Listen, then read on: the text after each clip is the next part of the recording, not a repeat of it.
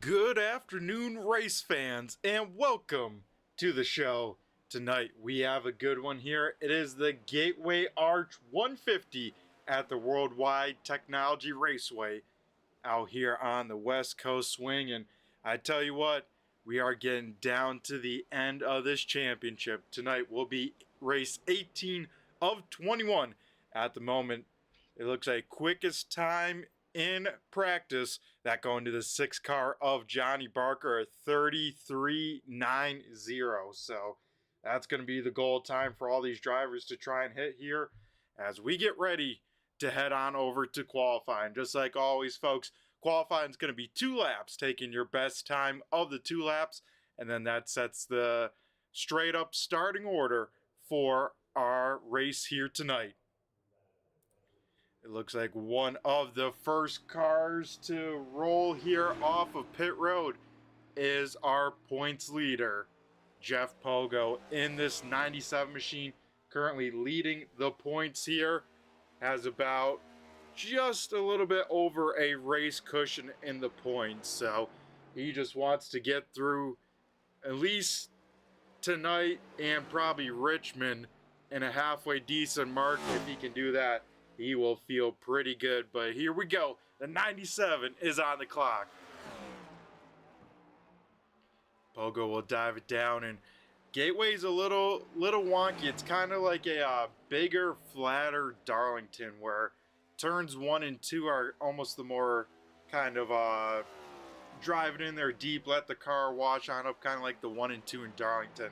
And then 3 and 4, most of the times, you're right around that inside lane here, as Pogo a little bit in the middle on entry, gets it on down, but big time loose. Jeff Pogo will smack the wall. Looks like he will be able to lock it on up before the start finish line, so he will have one more shot at qualifying here and give it another attempt. As we take a look here at the number 6, this is Johnny Barker. Looks like Barker's first lap, 38.20, so going to try and find some more speed. I think kind of took it easy lap number 1, putting all his eggs into this basket here for the number 6, so we will have to keep an eye out. This will be the money lap for him. Can Johnny Barker pick up yet another Leaf Guard pole award? We'll find out right here. Right now it's Cody Meadows with the quick time in the number 3. Johnny Barker will crack into the 33s with a 33.98. Only driver to be in that ballpark, so a great second lap from the number 6 machine.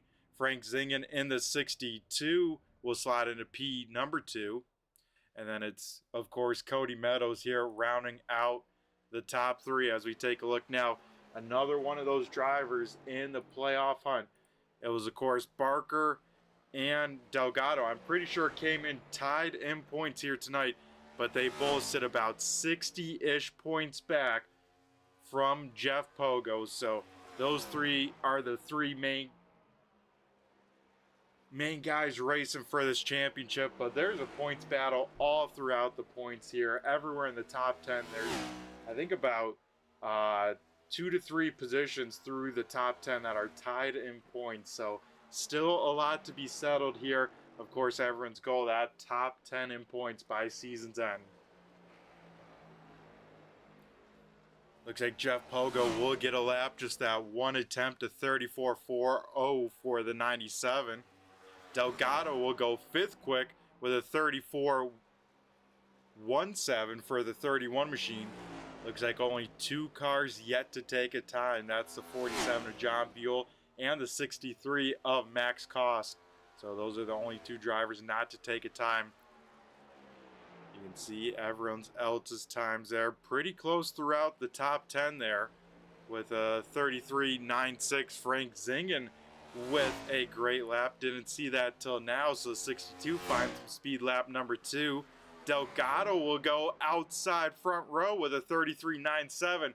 Almost snatching the quick time here tonight, but that will be going to the 62 machine. As it looks like Delgado will continue to put some laps in, but we got to give a big shout out to this guy, Frank Zingen, walking away with the Leaf Guard Pole Award here in the 62 Out of the Woods Crafts machine. So congrats to Frank there. That's an awesome lap there. Not as quick as we saw in practice, probably because, you know, the track's getting a little bit more grip. It's a little bit tougher to put down the rubber, but nonetheless, a great lap from the 62. And I got to double check my stats here. First Leaf Guard pole of the season for the 62 machine. So once again, big shout out to Frank here tonight. We'll be leading the field to green, but already walking away with a little bit of bragging rights here with the Leaf Guard Pole Award. Thanks again to Leaf Guard for jumping on board and sponsoring that here.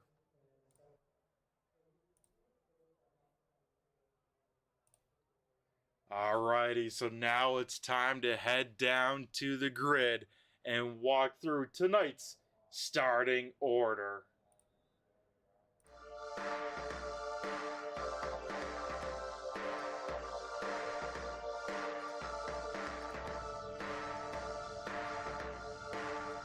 Alrighty, folks, 120 laps set to go rocking and rolling.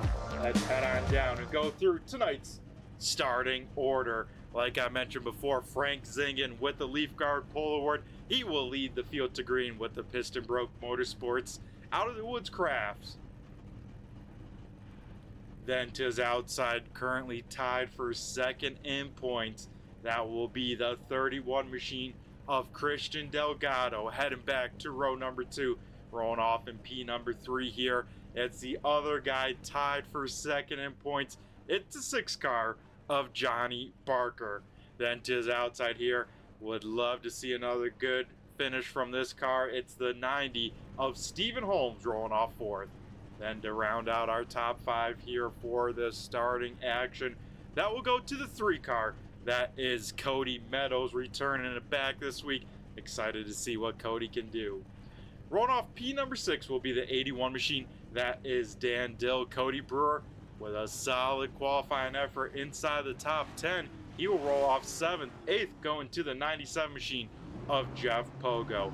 Austin Smith in the 33 will roll off 9th. Rounding out the top 10 is Dustin Coggin in the 42 machine. Dylan Jacobs in the 88 will roll off 11th, 12th, going to Ariba Caton in the 30 machine. Max Cost in the 63 did not take a time, will roll off 13th, and then starting shotgun on the field here tonight, it is the 47 machine. That is John Buell. So that will do it here for tonight's starting order as we get ready to rock and roll. Like I mentioned, folks, 120 laps going to be the distance here tonight. 14 cars set to take the green flag, and we'll see how many we end up finishing here.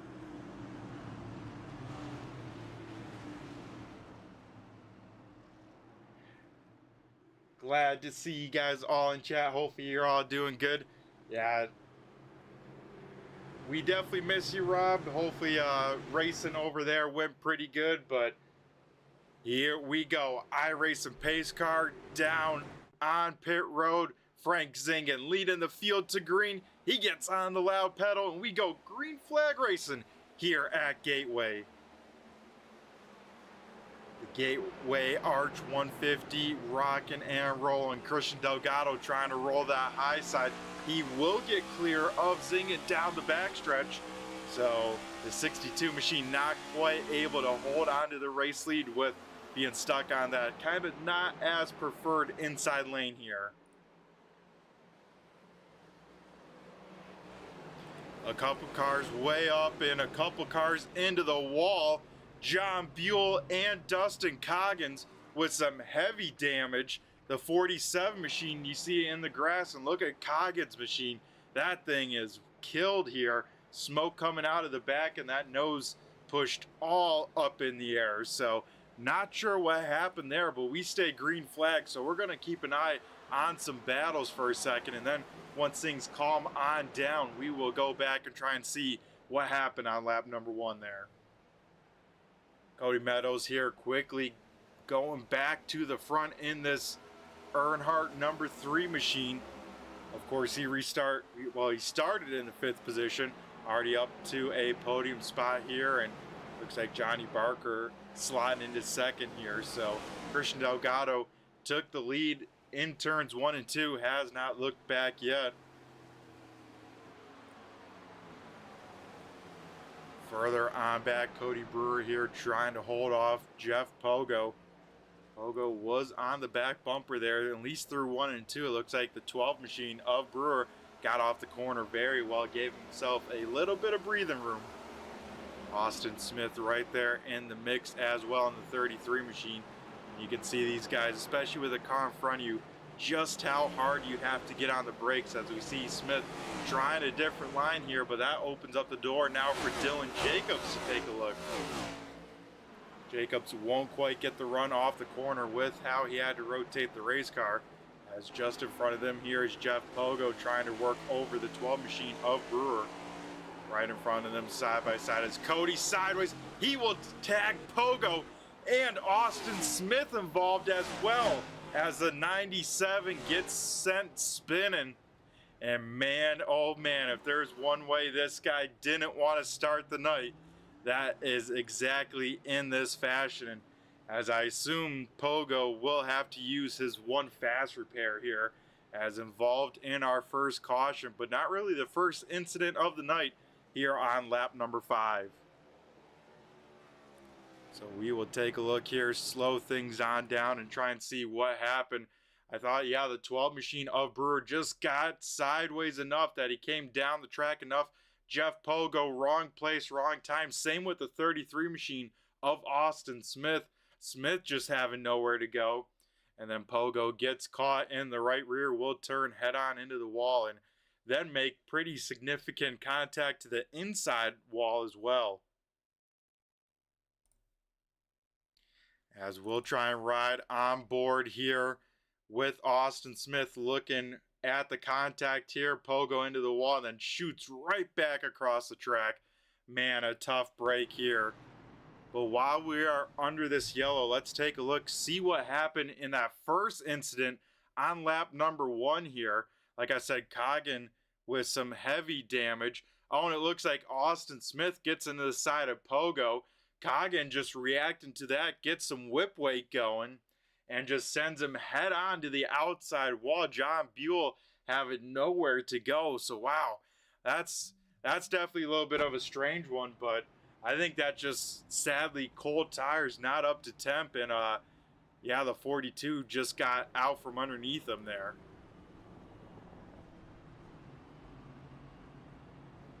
So first caution of the night here. Decently busy pit road. We got 5 cars down there. Dan Dill down on pit road. Of course, Cody Brewer involved in the yellow. Jeff Pogo as well as Austin Smith. And I'm taking a look here. Yeah, Pogo there, I believe, just did use that fast repair. So he probably went out there to see how the car felt, came back in and said, yeah, we have to use it here early. So Pogo gets a new car here, and we'll see how the rest of his race can go here.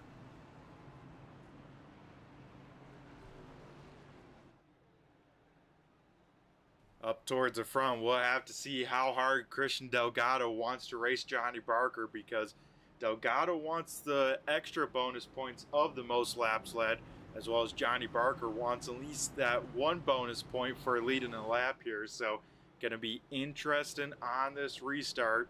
Still a long way to go here tonight, and it looks like Delgado will choose the inside lane.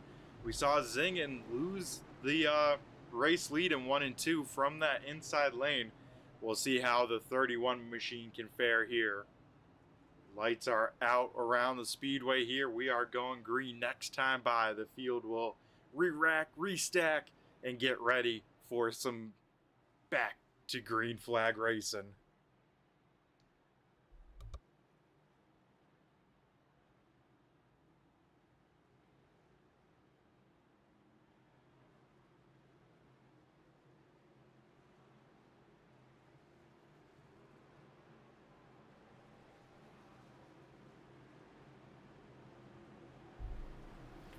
It's going to be a Delgado Barker front row restart here.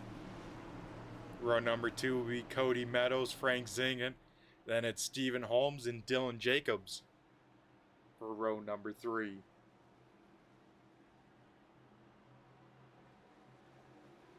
As the iRacing pace car makes its way back onto pit road, let's see what kind of start this front row can get here.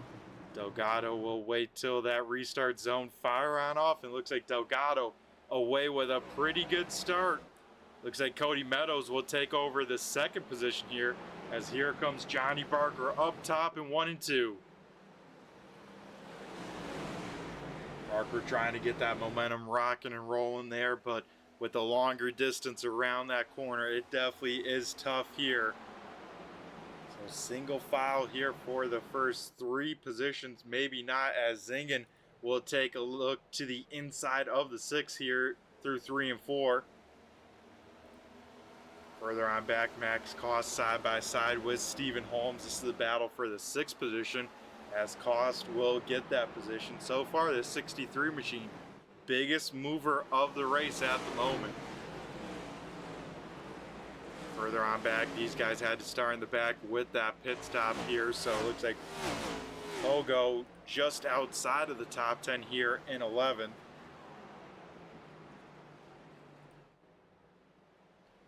Now Dylan Jacobs under fire from the 63 of Cost, as Cost will try and get another position. This would be a top 5 position here tonight.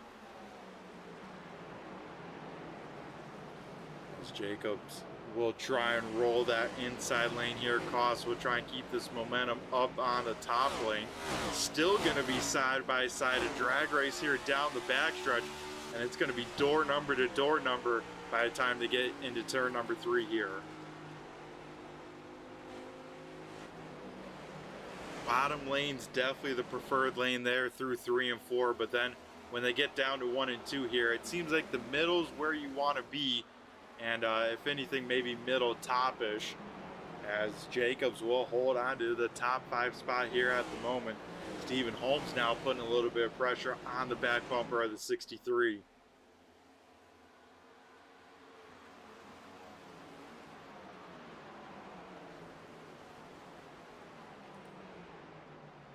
Further on back here, Jeff Pogo completes the pass on the number 30 machine. That'll put him back inside the top 10 here. As Frank Zingen gets around the 6 of Johnny Barker. So put Zingen back into a podium spot here in the 62 machine. Right behind them, Max Cost still trying to work over Dylan Jacobs. Has yet to find that little bit extra speed to get by him. Seems like the 63 can catch him, but like I always mention here, folks, it's one thing to catch another race car. It's a whole nother deal to make it past them. As Johnny Barker right on the back bumper of the 62 machine.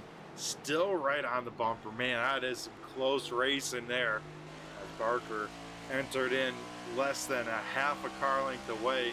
Looks like the 62 will get a good exit here, as we get caution number 2 of the day. Looks like Dan Dill a little bit slow here down the backstretch.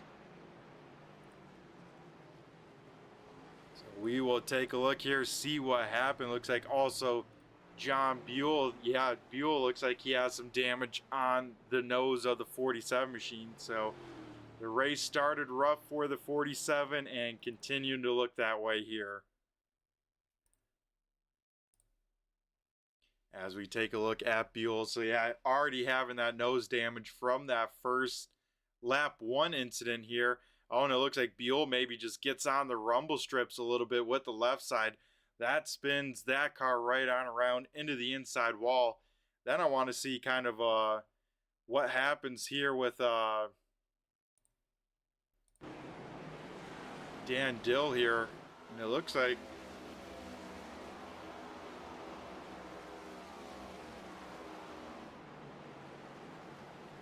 maybe not too much to the 81 machine. As we'll take a look here one more time, as here is the incident with Dan Dillon. I think that was actually the draw of the yellow. I think the John Buell incident was an incident on its own, probably a lap before this. And then Dan Dill there loops it off of turn number 2. And that, I believe, is what actually brought out the second caution. So a couple of incidents already here tonight. Not bringing out the yellow flag, already 2 of them here. And 2 other incidents bringing out the first 2 cautions. Looks like the 42 of Dustin Coggin here getting the wave around. So it looks like the 42 machine should be now just only 1 lap down after having to pit under the green flag with that heavy damage we saw on the lap 1 incident.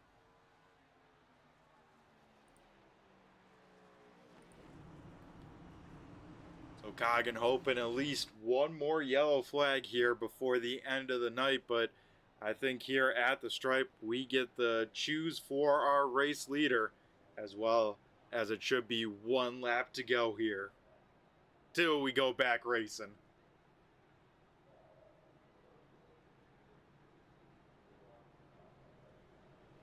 And it looks like here at the stripe, 31 machine once again gonna pick the inside lane on the restart.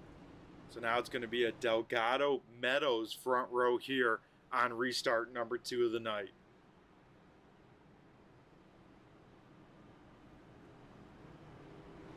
Rest of the field will re-rack, restack, get double filed on up, and we'll try and send them back green here.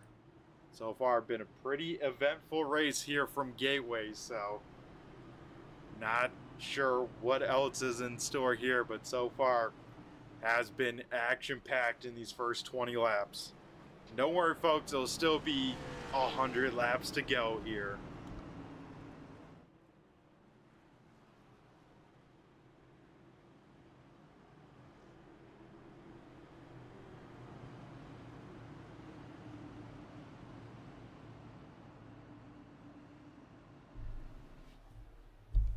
Alrighty, here we go. Front row gets doubled on up.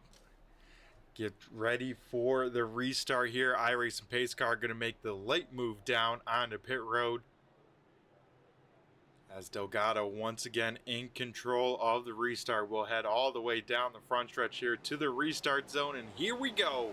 We go back to green flag racing. But Meadows here in that number 3 machine gets a pretty good start from that second lane. Able to get down right behind our race leader. Johnny Barker trying to get around the outside there. 1 car in the wall. That's the 88 machine of Dylan Jacobs. The rest of the field going to scatter around that car.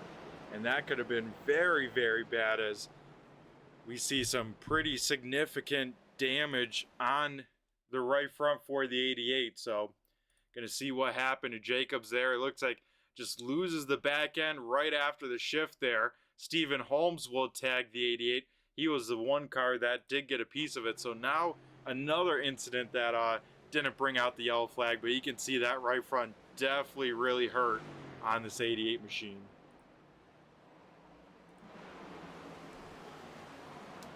So Jacobs now about 10 seconds back from our leaders and probably has to pit at some point here. So far with that, especially, that really spread out the field here at the moment. So it looks like Johnny Barker was able to get around the 62 machine on the high side. So Barker now putting some pressure on Meadows. Meadows, big time tank slapper there off of turn number 2. Wow, I don't know how he hung on to that race car and we don't get a caution flag, but that was a big time tank slapper there. Lit up those rear tires either right during the shift or right after, and we've seen it now a handful of times here.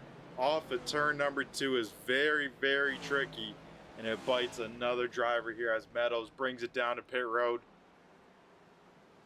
And I would assume with him, you know, not racing for the points or anything, he'll probably call it a night there.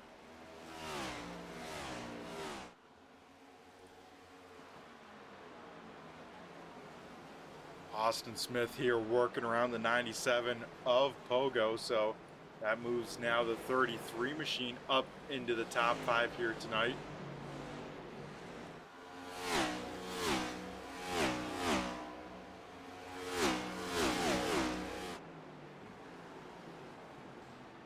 As, oh man, it looks like also with damage to his car is the 97 machine of Jeff Pogo. We saw Stephen Holmes get a piece of Dylan Jacobs, but I think the 97 of Pogo as well as, yeah, you can see the 97 and the 90 here on screen. Both of them have very similar damage in that right front quarter panel. We'll get a good look of it there as they come through 3 and 4, but we can tell those cars aren't handling as well as they should be, because last time by, Pogo and Holmes were at 34.92 and at 34.97, whereas our race leaders are down to a 34.2, 34.1, so almost a full second off the pace here, and that's going to make a very long night for Pogo. And maybe even Stephen Holmes, as we know for sure Pogo does not have any more fast repairs, so his car is going to be the way that it is. Whatever he can get done optionally repaired is going to be his best bet. We head up to the front here, leading all 24 laps so far of the race here tonight. Christian Delgado continues to set the pace for the field here, as he started on the outside of the front row and then has since not relinquished that race lead, as it looks like Dan Dill a little bit slow there off of turn number 2. I think he may have gotten a little bit sideways in that 81 machine. Dustin Coggin here, 1 lap down, so these guys really aren't battling for position here. Looks like Cody Meadows does come back out onto the racetrack here, so it's going to be Coggin kind of like a quarter track in front of Meadows for this lucky dog position if we do get another yellow flag. So that's another thing we'll have to try and keep an eye on, is I believe Meadows did slap new tires on that number 3 since he was coming down pit road anyways. A battle for 3rd position heating on up here, as Max Koss here putting the pressure on Frank Zingen here for this 3rd spot. 63 machine, man, has seemed pretty sporty, at least at the beginning of these runs. And right now trying to get into the top 3 for the first time here tonight. At the moment, Koss in this gray and gold machine. Biggest mover with, if he can complete this pass, he'll be up 10 spots from where he started. Of course, did not take a qualifying time here tonight, has raced his way up through the field and now sits up on the podium here. Still a long way to go, but it's a sign of good things ahead of him for the 63 machine, as it seems like he definitely has a lot of speed here tonight.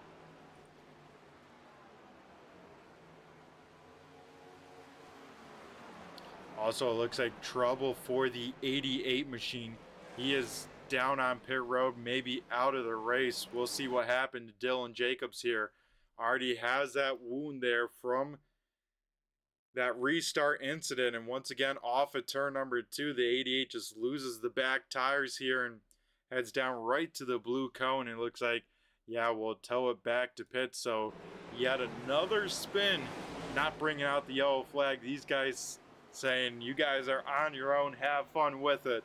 As we take a look here, battle for 6th position. Dan Dill getting around Cody Brewer here in turn number 3. Stephen Holmes having to get on the binders to not hit the back of that 12 machine really hard.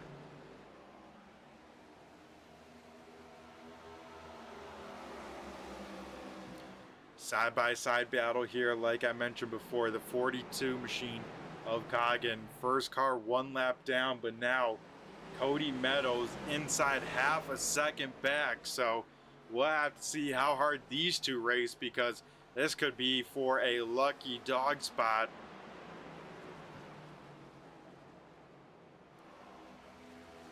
As Meadows, with those fresher tires, able to draw even the longer distance on around here.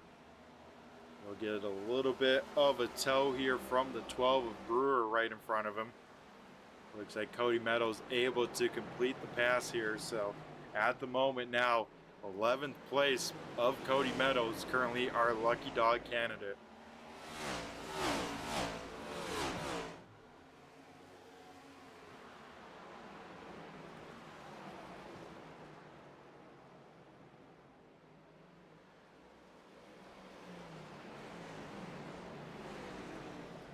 smallest gap we've seen for Delgado. Johnny Barker has erased that lead to under half a second here. So Barker within 3 car lengths of our race leader. So starting to put a little bit of pressure on Delgado. And we know both of those guys very, very good in the long run. Johnny Barker, I know, is always excited to have a long green flag run. Really test out, see what kind of car he can get there at the end. As right when I mentioned it here, Delgado once again pulls just a little bit away from Johnny Barker with the race lead.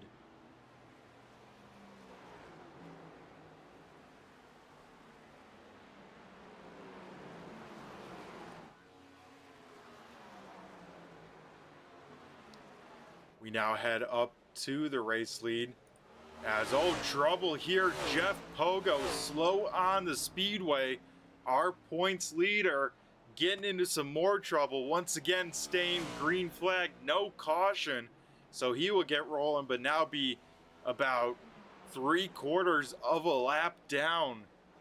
As old man Pogo's still a little sideways, so something definitely up with that 97 machine, but he has to stay out on track. So let's see what happened to Jeff Pogo here in turns 1 and 2. So looking at this black and red 97 machine here in the center of our screen, it looks like Pogo just loses the back end there. Not sure if with the damage, this car a little bit looser, doesn't have the downforce, but we'll just spin that car to a kind of a lazy slide as you see him playing with the brake pedal, locking up those fronts and trying to prevent that thing from rotating. But I'm really surprised we didn't see a yellow flag there, because he did kind of spin near another car of the 30 machine at Caton. But we stay green flag racing here, so Pogo has to be pretty cautious here going into turn number 1 especially, as I think that definitely showed him that, hey, man, still sideways for Pogo. So yeah, that car definitely hurting in a bad way, and that damage making the car much, much worse for him here tonight.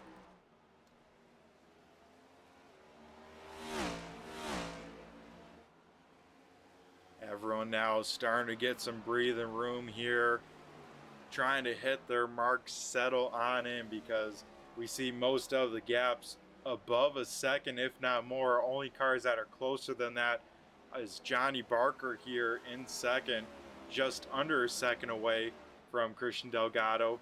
And then we got to go all the way back to 8th and 9th here, as they're about half a second away from each other. So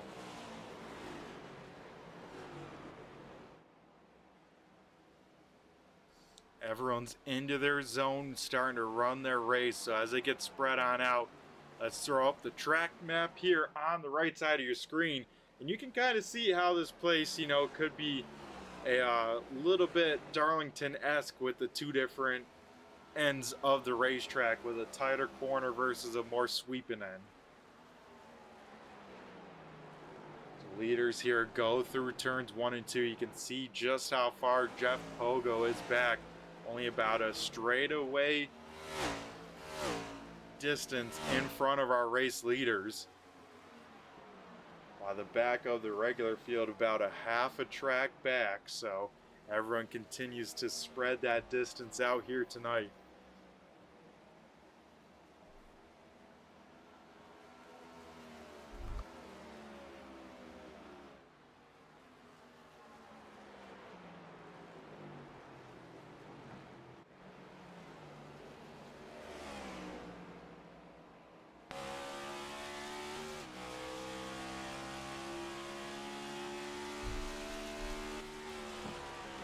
You know, we haven't really rode on board with anyone, so let's ride on board with the 30 machine of Arriva Caton here, excuse me. And here these guys going through the gearbox. They're shifting, you know, 4 times around the speedway here tonight.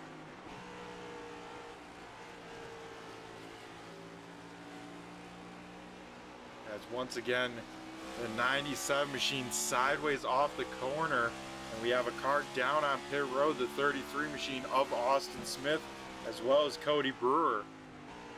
So interesting there, but you can hear just how much these guys are working, as I believe No, we still are green, as I thought we were under a caution there with everyone, the speed they were going through there through 1 and 2, but Kane's starting to close the gap there a little bit to the 90 machine of Holmes. You can see here, tire fall off definitely going to be big here tonight, as almost a second off the pace here as Brewer down on pit road. Looks like just a full stop service, so as maybe not, as I think he actually there disconnects. Same with Austin Smith, so both those cars are out of tonight's race. So here in the first, I want to say 40-ish laps, we've had 3 cars out of the race now, and we have lapped up into the top 7 already.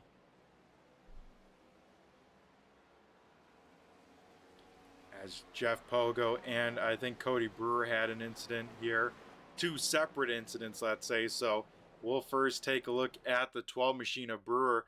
Looks like maybe just calling it a night, because that car still looks pretty good from what I can see, and heading down on the access road here for the number 12.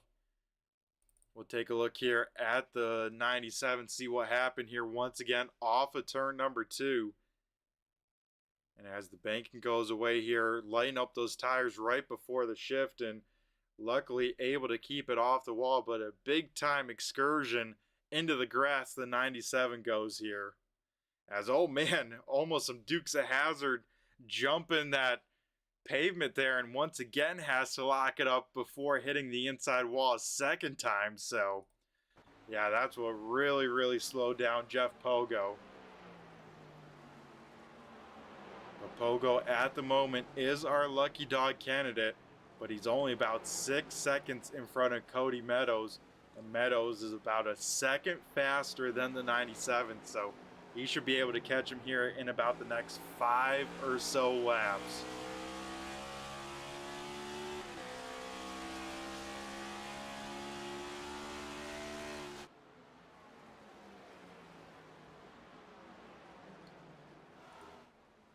As Christian Delgado has checked out from Johnny Barker here, now has once again stretched the lead big time, but not for long, as we get our 3rd caution of the night, and this is going to slow down the field. And if one guy's really happy to see that caution, it is going to be that 97 machine of Jeff Pogo.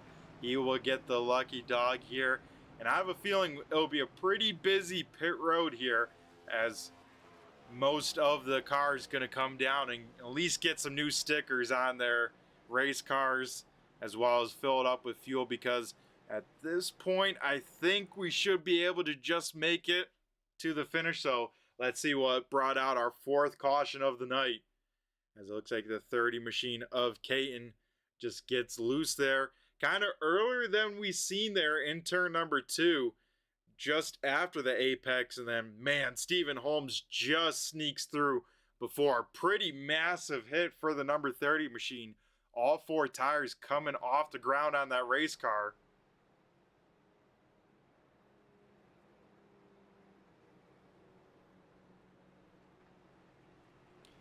As, yeah, we'll keep an eye here on the field, because it's going to be a very busy pit road as everyone heads down the access road here in turn number 3 and going to head down to their pit stalls.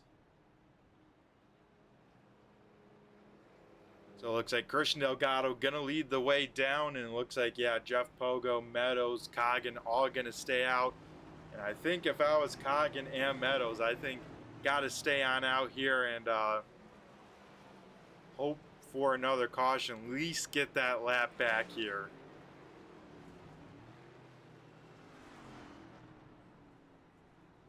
So everyone on the lead lap down on pit road here as they get to their pit stalls here. We'll keep an eye here on the end of pit road. Oh man, Delgado missed his box. I saw him have to throw the 31 machine into reverse, so that's going to be a slower stop for Delgado here. So it's going to be anyone's race here off of pit road, as it looks like Johnny Barker will win that race off of pit road. Delgado, with that mistake, comes off second. Frank Zing in third. Dan Dill fourth and Max Cost rounding out the top 5 after our race down pit road.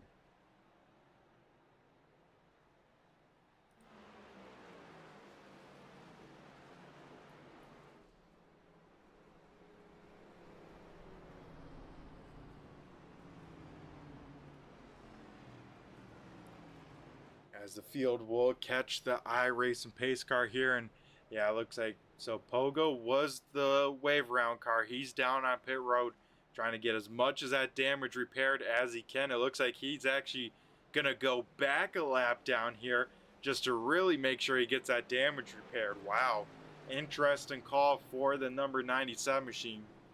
As yeah, Coggin and Meadows both get waved around the pace car here with 1 lap to go. Looks like Johnny Barker will select the inside lane here on the 3rd restart of the night. Now put Delgado for the first time here tonight out of the race lead. He will, though, restart on the front row in 2nd.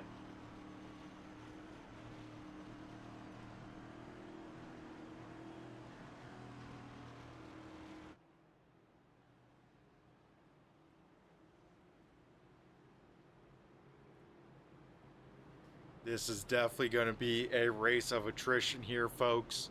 Coming up to getting closer to the halfway mark, about 12 laps out once we go back to the green flag here. So I don't believe they can make it on fuel, but I may be wrong there with the amount of speed we have. But here we go. iRacing pace car down onto pit road. Barker going to lead him into the restart zone. He's going to fire off with a fantastic race start. Delgado sleeping a little bit. Will be under fire for 2nd as Zingen has the advantage diving down into turn number 1. Our pole sitter Frank Zingen here trying to work the inside lane here.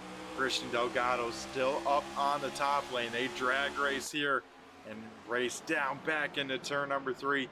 Now the 62 definitely has a preferred lane, but these guys all have to be careful. They're on new tires. What that means is they're a little bit cold. You gotta kind of break these things in nicely. So can't push 100% here because you want to make sure, 1, that you get tires to last as long as possible, and then 2, you don't want to end up into the wall that like we've seen so many cars so far here tonight. Looks like Delgado will hang on to the 2nd position here further on back. Max Cost here trying to get around Dan Dill. Cost was actually catching Johnny Barker there at the end of that run before that 3rd caution fell. So Cost definitely has some speed here back up into 4th, but has to reel in the cars about a 2nd in front of him already. Christian Delgado there, I think, missed the corner a little bit there into turn number 1. Definitely didn't have the normal speed that he has. That allows, once again, the 62 machine to close right on up here.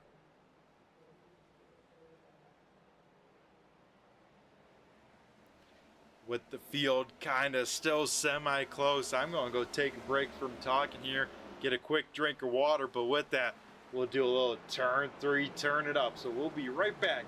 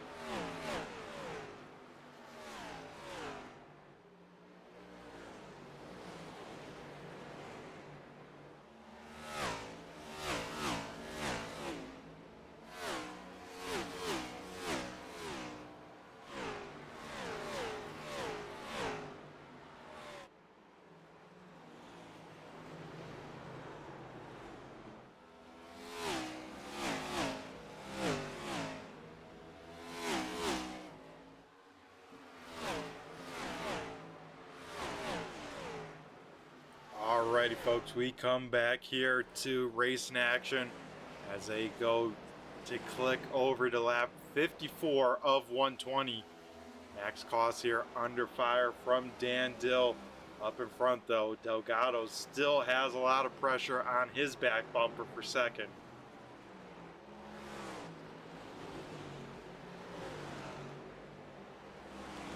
One car here stuck on the inside wall. Not sure what happened here, but John Buell here with some heavy contact. He stopped, like I said, stuck up on the wall. How did he end up here? As we take a look here on the turn 3 racing replay, and it looks like gets into the wall there at the apex. So not sure if something happened with the brakes, and then just kind of straight into the wall. Wow, what a big hit.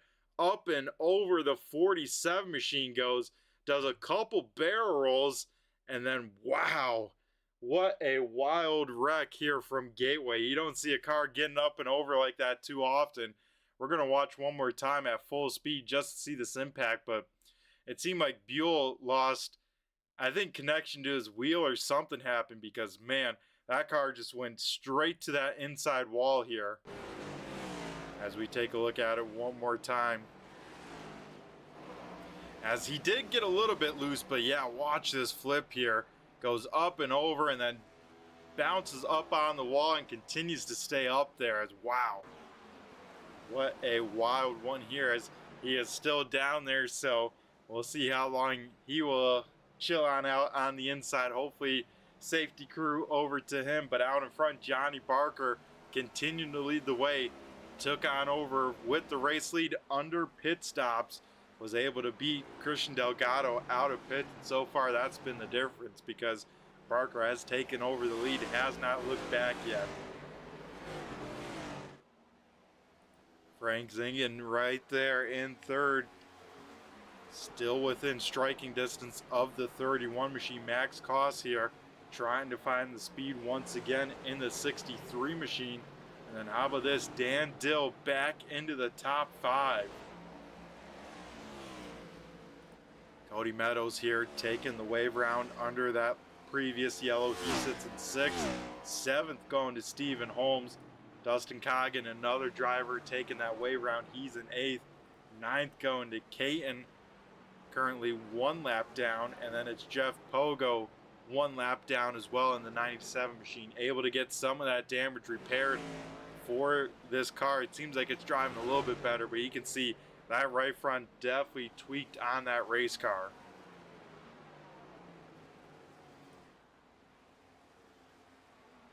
So field continued to spread on out here tonight. Gonna once again put up the track map on the right side of our screens to see where cars are at out on field.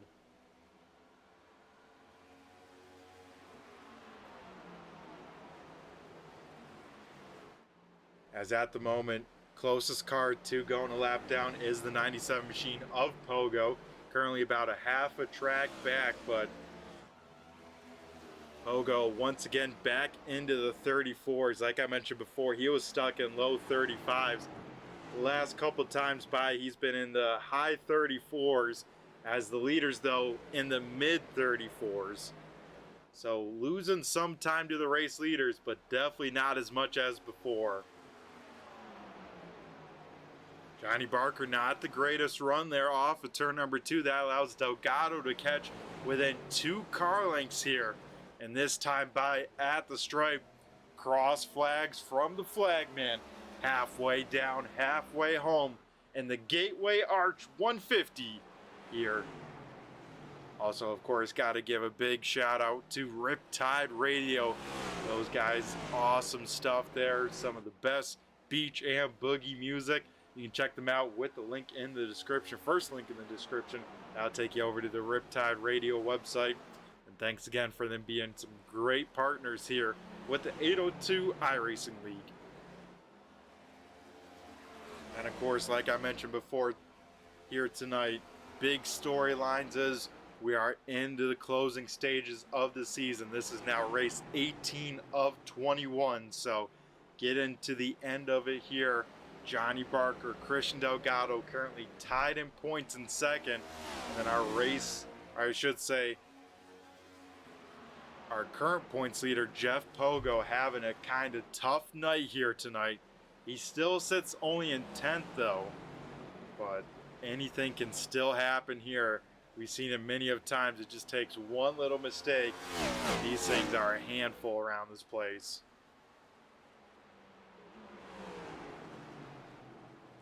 So both Barker and Delgado tied in points. Both these guys know the 97 isn't having himself a pretty good race. So these guys have to be really mindful how they race each other, because they both want the win, both want the maximum amount of points to try and close on up. But if they take each other out, man, their nights and their season hopes could be over. So they have to be really careful of how they want to play this race strategy.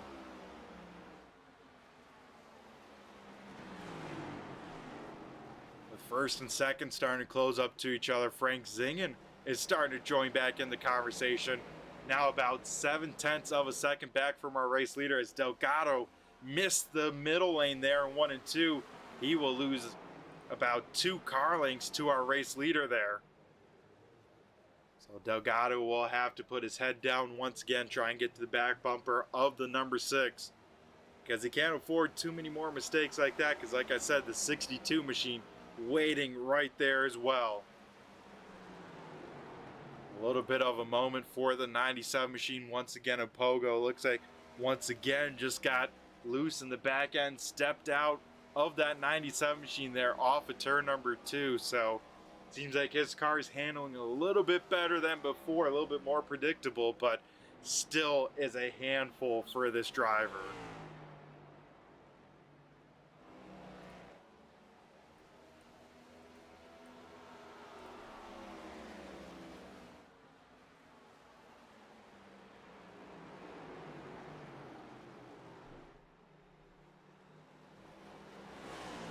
Now under green flag here, we see the 3 car of Cody Meadows here down on pit road. So maybe 3 car trying a little bit of strategy, gonna try and short pit here.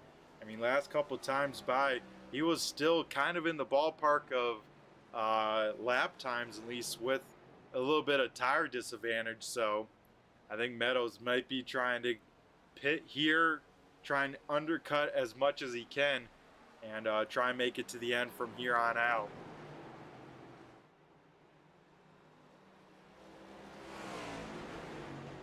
So if that's the case, if you're one of these 3 leaders here, when do you come down pit road?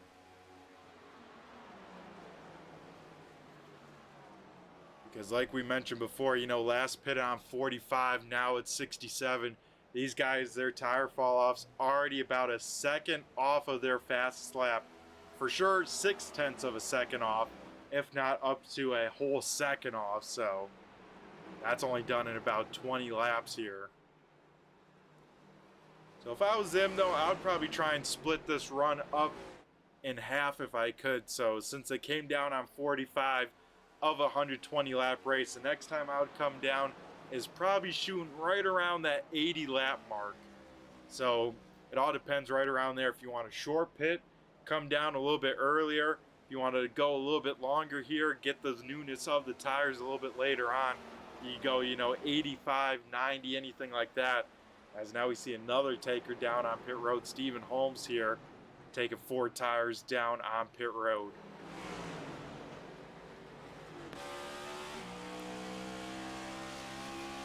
So top 3 within a half a second here of each other. So once again, the accordion starting to close back up here.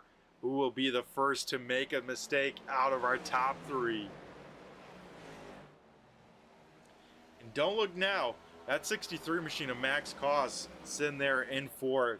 It looks like he kind of took it easy at the beginning of this run, you know, really trying to save his stuff. But last time by has been on pace, if not a little bit faster than our race leaders. If these guys start really battling, we could see the 63 close on up pretty quickly and join in to make it a 4-car battle here.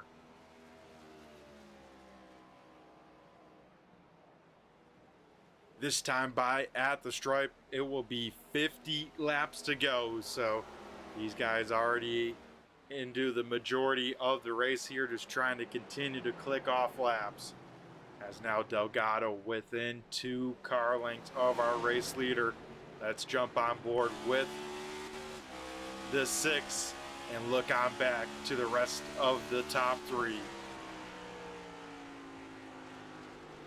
And you can see down there in the bottom ticker here, best lap by Johnny Barker.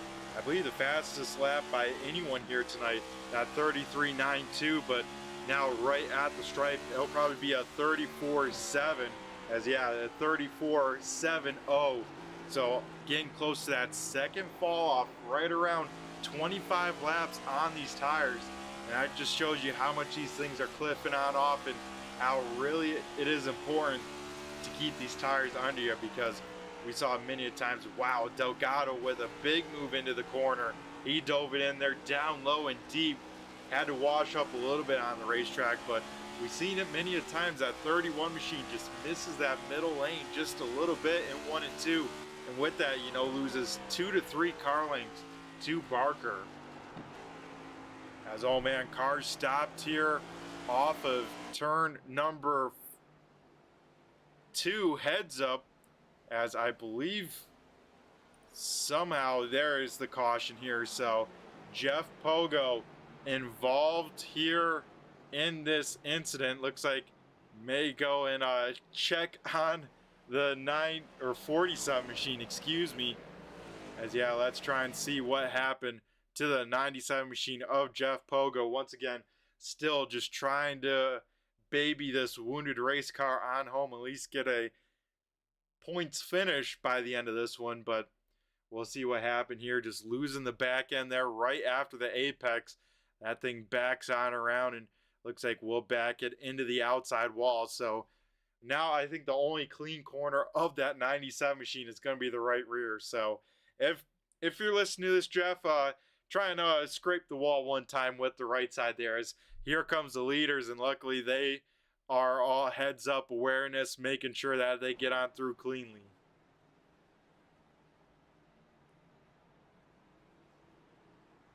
So with this caution coming on out here, we'll see once again most everyone on the lead lap down on pit road once again going to take their second of 3 sets of tires here tonight.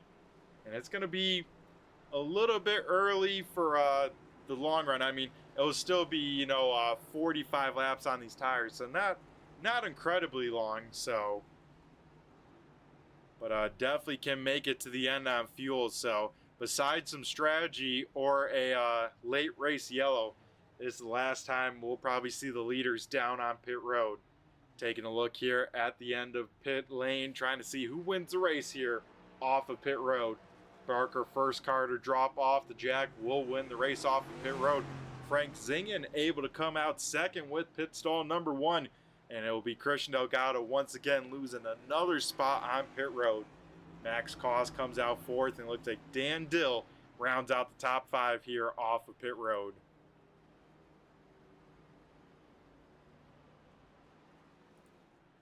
So with the yellow coming out when it did, and Jeff Pogo being the cause of the caution, Caden, I believe, will get the wave around here, and Pogo once again extensive time down on pit road trying to get some more damage repaired on a wounded race car here tonight.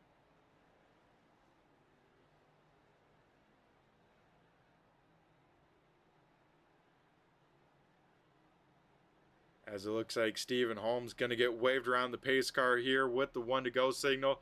Johnny Barker once again going to choose the inside lane on the restart.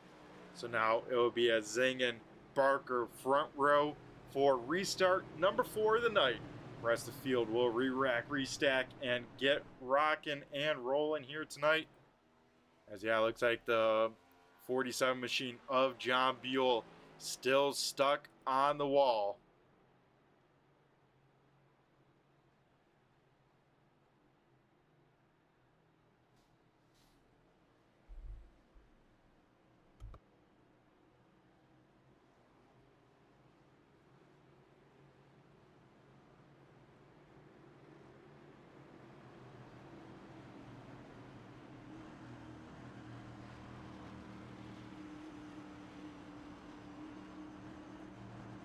All right, here we go. Restart number 4 of the night.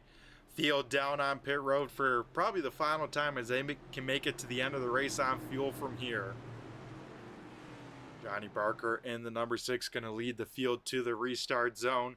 We'll see if he can get another killer restart as he fires on off, and looks like we'll get clear from the 62.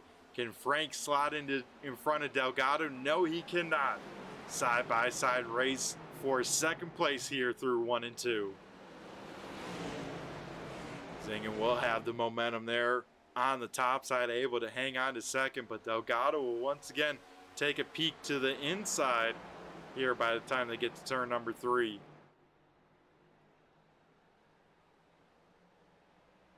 So at the moment, currently 8 cars on the lead lap here tonight. Caden currently 1 lap down, then it's Jeff Pogo still on pit road getting those repairs done. So it looks like Pogo, unless a big accident happens, takes out another one of these drivers, Pogo will probably end up finishing about 10th position here tonight.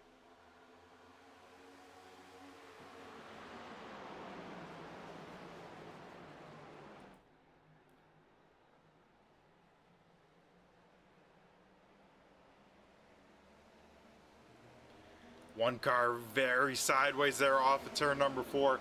Dan Dill able to hold onto that race car. You know, loses 2 spots with it, but man, could have been a lot worse. That inside wall, definitely not soft, definitely not forgiving. So a heck of a job to hang on to that race car, and still only lost 2 spots because of it. So with him having that, Cody Meadows here took the wave around there with pitting under green flag. So now Meadows should be able to make it to the end here, but now is back into the top 5 into 5th.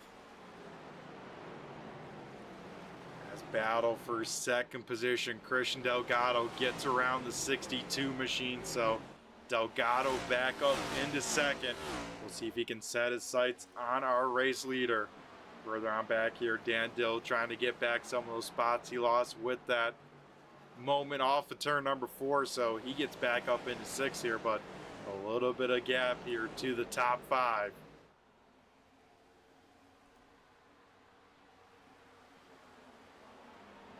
40 laps to go here at the stripe.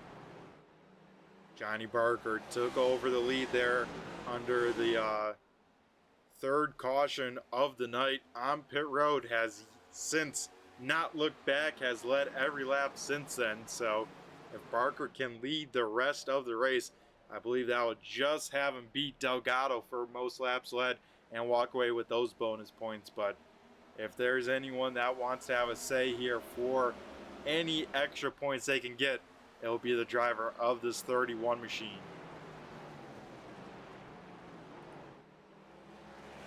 Last week at MIS, we saw Jeff Pogo pick up his 5th win of the season. Johnny Barker, once again, another solid night, a runner-up finish. Rob Lowell in 3rd, and then Delgado finished 4th. So even though still had a probably not the points day he wanted, but still a very solid run for all of those guys.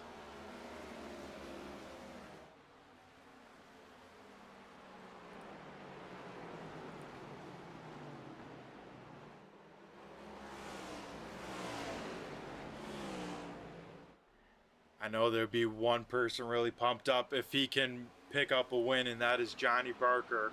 Has been on a streak here last 2 weeks in a row. He has finished in the bridesmaid spot.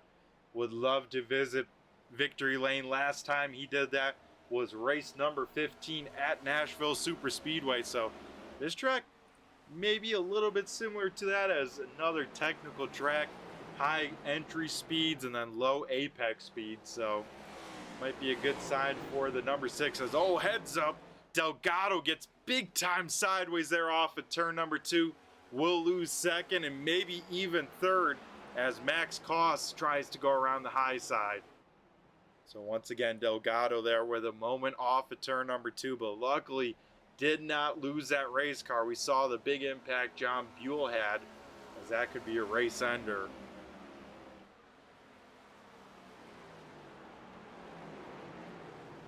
So Delgado will try and put his head down, see what he can do here.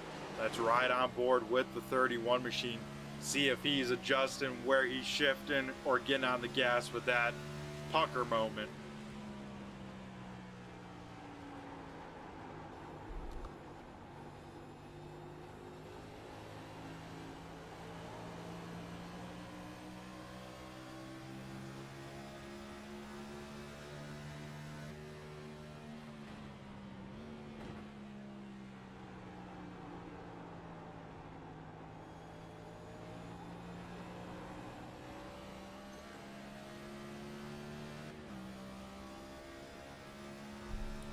Man, Delgado driving that car right to the limit there, especially off of turn number 2, right to that outside wall. But you can hear a little bit of tire squeal at the apex, as well as on corner exit. You can hear just how much RPMs these guys are turning before they shift to 5th gear here. And that's where it becomes really, really tricky, especially off of turn number 2.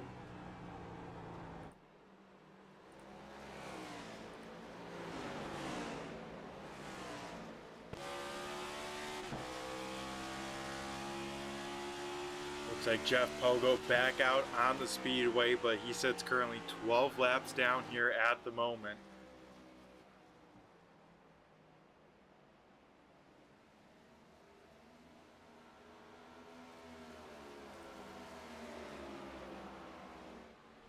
Johnny Barker starting to stretch his lead out just a little bit over Frank Zingen, and now Zingen starting to get a little bit more pressure from the 63 of Max Koss.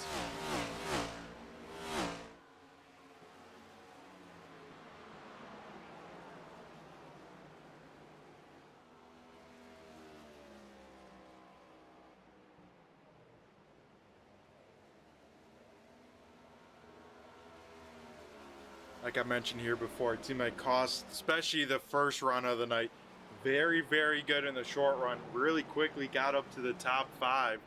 And now these kind of later runs, it seems like he's prioritizing, thinking that we're getting a long run here. So doesn't fire off the greatest here, but has had some of the best laps the last couple times by.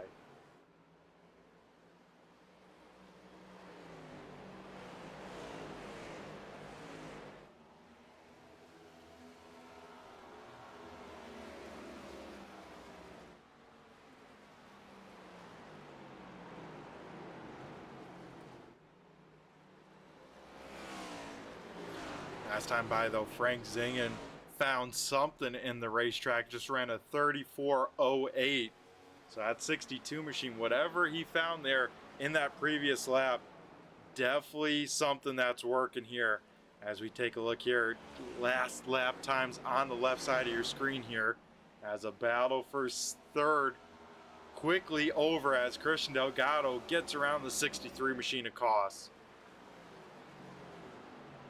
Those guys have to kind of be careful because, as you can see in the timing and scoring, Cody Meadows is catching this group as well.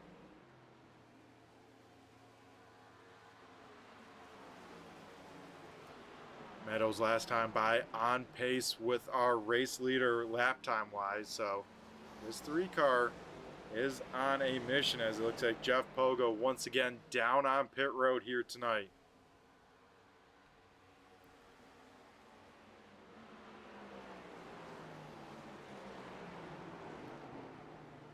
Last time by, still Frank Zingen about 0.2 of a second quicker than our race leader, as 8 back into that race lead here, closing in on a half a second back. As old trouble for the 3 machine, Cody Meadows. What happened to Meadows here? As it looks like maybe he got a piece of the 47 down in the grass here, as Meadows was catching the top 4 cars here, and once again losing that back end here, trying to walk it back off the track. And heads up John Buell, one more hit for good measure for the 47 machine, as Meadows big time contact, and he is down on pit road. His race probably over at this point, sadly.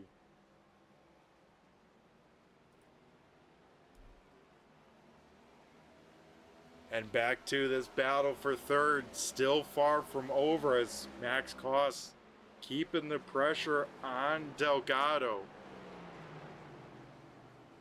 About a 3 to 5 car length gap between the two of them, as now first and second starting to pull away from these two.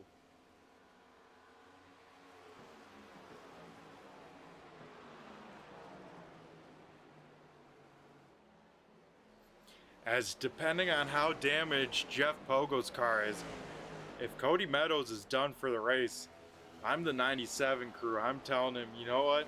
It's going to stink to go out there and put on around, but it could be a gained position, let's say.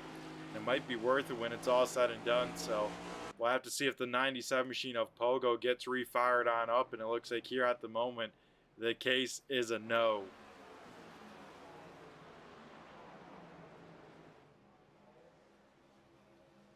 So here at the moment, that only leaves 8 cars left in tonight's race. We had 14 of them there take the green flag, and it's been a race of attrition here as we get on over to the countdown clock. It is 25 laps to go that time at the stripe.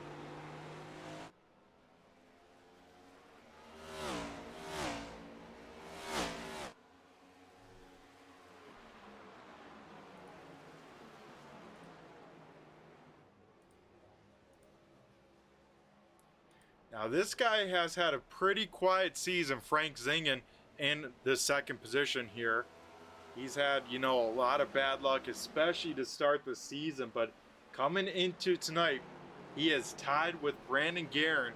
Guerin not making the race here tonight, so he should take over sole possession of 5th in points and close up to, and maybe even pass Rob Lowell, who is not here tonight either, for 4th in points. So Frank Zingen, even though, you know, a really tough start to the year for the 62 machine, has been consistent, especially in this later part of the season, and he could show on up for the points, especially just outside of the top 3 battle. Kind of the best of the rest battle that we see is also close in the points with Rob Lowell, Brandon Guerin, of course, like we're talking about, Frank Zingen, Stephen Holmes right there as well in the 90 machine. Holmes currently running 7, so a good points night for the 90. Then it also has Matthew Taylor, who is a scratch here tonight. Justin Branham, same deal.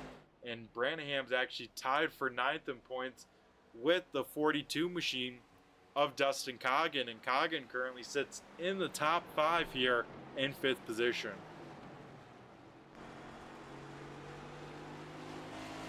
A lot still to be worked on out, especially in the points wise. Like I said, especially in the best of the rest in the points. Still a lot of fighting yet to be had here. But now only after tonight, it's going to be a 3-race shootout.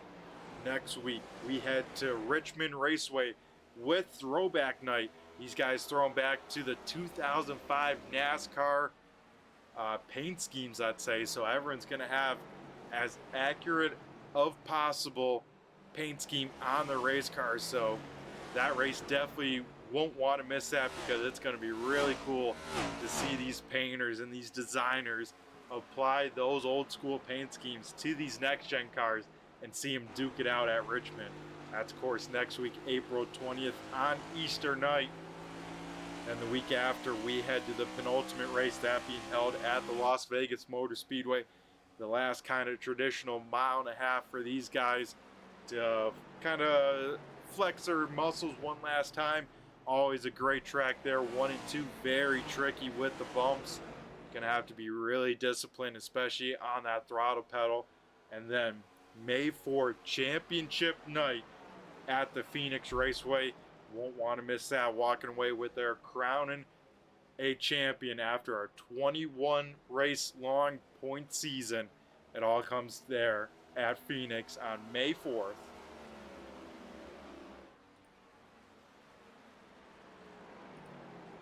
Out in front here, Johnny Barker continues to pace the field here, still keeping about an even gap with Zingen.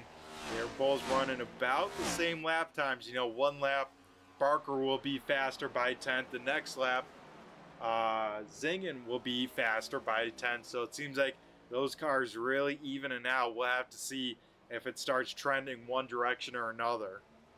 Seems like Barker can really get off of turn number 4 really, really well, whereas it seems the 62 kind of a little bit better here down in turns 1 and 2. As you can see, he always takes off some time, especially on entry and exit. As whoa, big time moment for our race leader. Barker a little bit loose there off of turn number 2, able to hang on to that race car.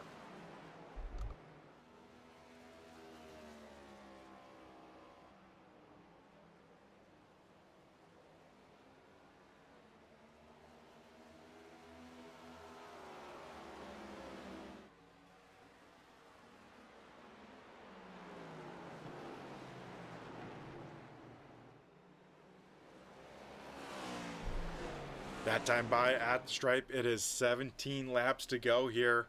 All the top 4 is still within striking distance, like we saw many of times. It just takes one mistake one time to get really out of shape, either on the exit of turn 4, exit of turn 2, and you can lose a lot of time in a hurry. So any one of these guys could end up walking away with this checkered flag here tonight. 5th place to Dustin Coggins a little bit further back here, but Dan Dill has started to reel in the 42 machine, so could have a battle here for a top 5 finish before the end of the night. As Dill now within 0.3 of a second, he's definitely catching that 42 car here in a hurry. Dill will be about 3 car lengths back here going into turn number 3. We saw him make up a lot of time just on entry alone here into turn number 1. It looks like Coggin running a little bit higher race line than Dan Dill, so Dill has a little bit shorter way around the racetrack, and so far still finding a little bit of speed with that.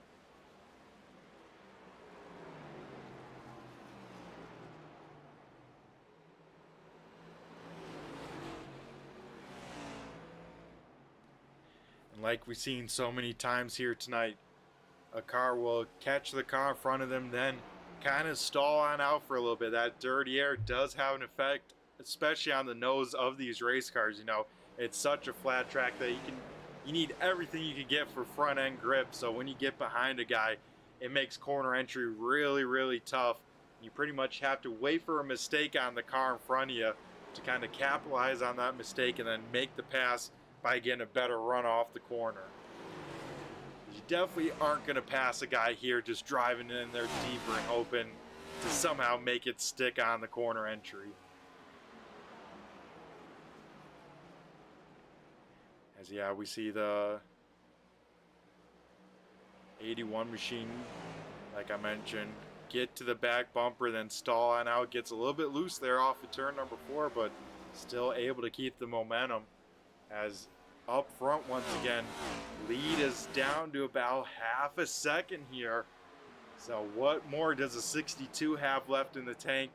What does Johnny Barker have as well? Maybe he's trying to pace himself, save a little bit to the end as well. So still a lot to unfold here with 12 laps to go in the Gateway Arch 150.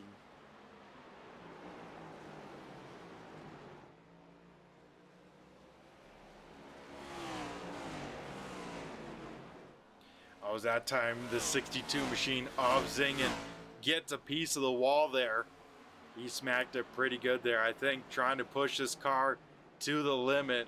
He's saying it's go time, so he's going to try and drive the wheels off that race car. We saw it there, just trying to get every inch of the racetrack there, and that time just stepped over the line and got a piece of the wall.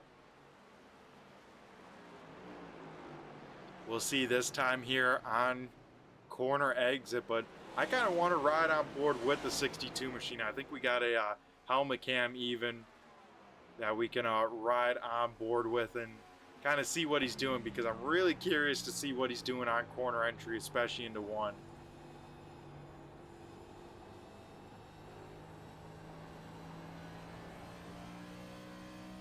So riding on board with the helmet cam of the 62 machine.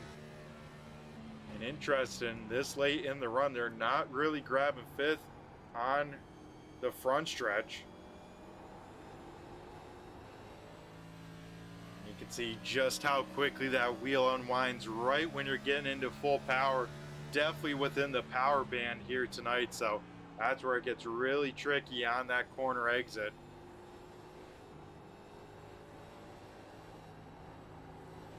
So I think Zingen got a little bit tight there off of turn number 4, had to wait on the throttle just a little bit, and now that allows Delgado to get within 3 car lengths as that purple car getting bigger in the rear view mirror.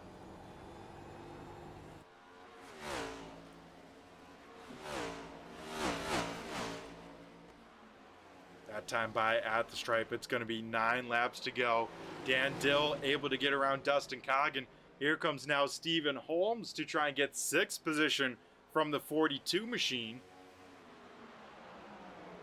So Dan Dill back up into the top 5 here.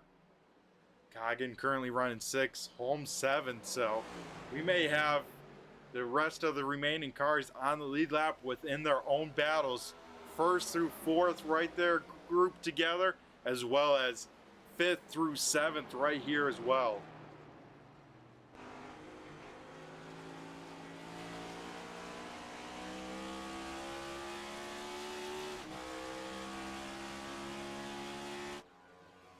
At that time, it looks like the 81 didn't quite get the greatest run there off of turn number 2, but still able to hang on to that spot. Coggin, though, keeping the pressure on the 81 machine here at the closing stages.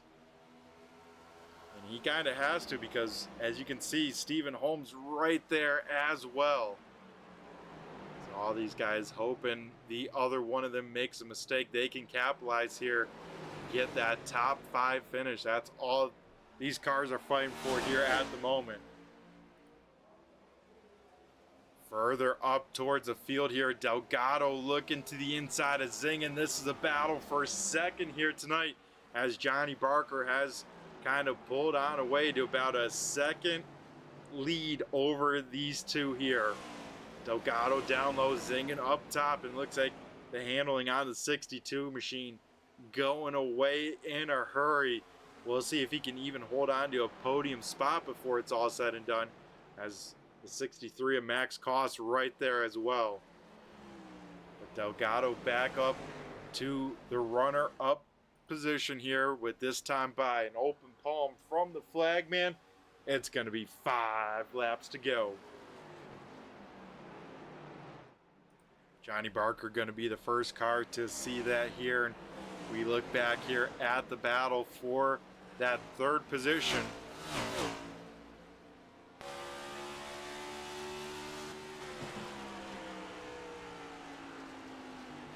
Has cost a little bit higher entry into turn number 3, making sure he gets to at least a little bit of cleaner air. Try and jump out from right behind the 62 machine. Looks like can't quite get an advantage on corner exit. That's where you make up all your time here at Gateway. As we see Koss sending him very deep. He gets the outside wall. Man, oh man, that is a big time mistake here in the closing stages, and that might be a podium finish washed on away for the 63 machine, which is a bummer because he had a lot of speed here tonight. Battle for 5th here, heating on up. Dustin Coggin once again trying to get back this 5th position. Was to the inside of Dan Dill down the backstretch. It looks like we'll clear him off at turn number 4.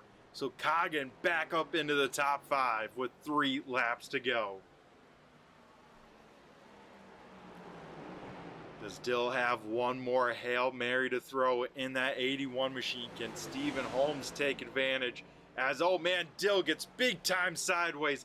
That's exactly what you don't want to do here, folks, is have that big mistake in these closing stages.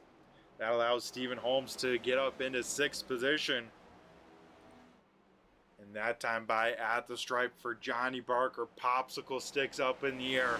This guy just wants to see this white flag come on out, have this race be official, and race him back to the stripe.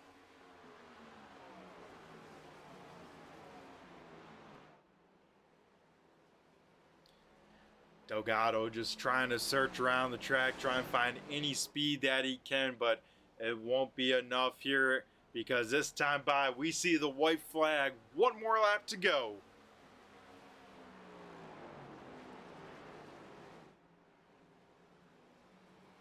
Johnny Barker, a good turns 1 and 2, nice and easy.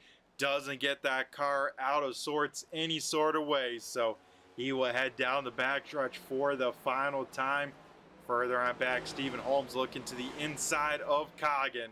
Might have one more shot at it here through 3 and 4. But off of turn number 4, Johnny Barker snaps the bridesmaid streak and picks up the win here tonight.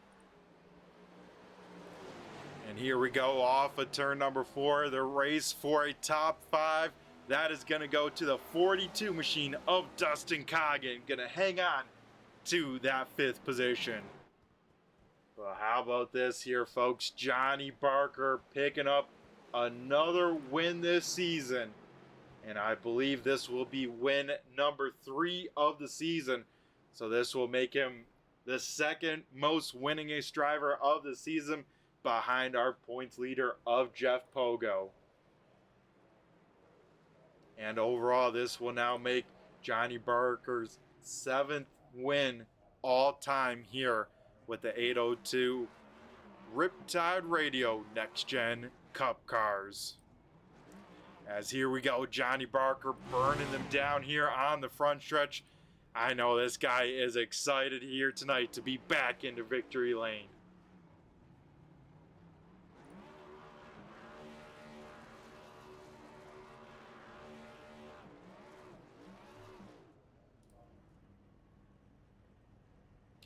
Johnny Barker will park it right here on the front stretch, right at the start-finish line. So, folks, we'll be right back after a quick commercial break to chat with our podium finishers, that being Johnny Barker, Christian Delgado, and Frank Zingen. We'll be right back here.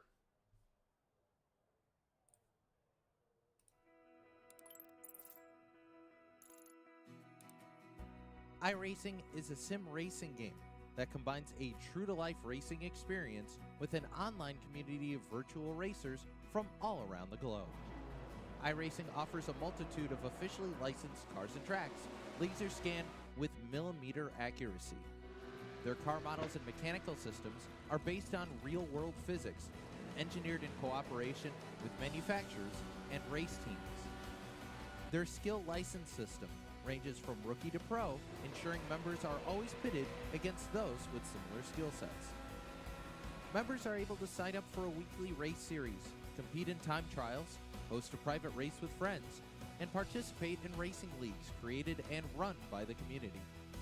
With over 170,000 members, iRacing works in partnership with renowned motorsports organizations like NASCAR to deliver virtual races based on the real-life NASCAR Cup Series, as well as many other series on the NASCAR ladder. iRacing also features team racing, providing a variety of options for members to create and manage their own teams. Race with friends or real-world teammates in full-length endurance events like the 24 Hours of Daytona, Spa 24, or the Bathurst 12 Hour. Additional partners include IMSA, World of Outlaws, Supercars, and IndyCar, allowing members to race in their very own Indianapolis 500, Bathurst 1000, Chili Bowl, and many more iconic events. This is iRacing, delivering the most authentic racing experience short of getting into a real race car. Sign up today at iRacing.com.